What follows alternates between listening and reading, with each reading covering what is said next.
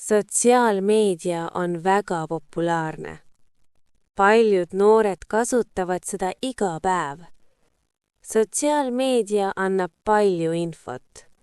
Seal saab vaadata pilte, seal saab vaadata videoid, seal saab rääkida sõpradega. Sotsiaalmeedia võib olla tore. Seal saab õppida uusi asju. Seal saab leida hobisid. Seal saab kuulata muusikat. Aga sotsiaalmeedia võib olla raske. Seal on palju reklaame. Seal on palju võrdlemist.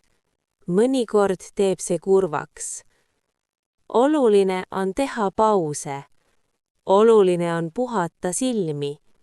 Oluline on magada hästi. Noored peaksid kasutama sotsiaalmeediat targalt. Väikesed pausid aitavad palju. Rahulik aeg ilma telefonita on hea. Sotsiaalmeedia on osa elust, aga päriselu on tähtsam.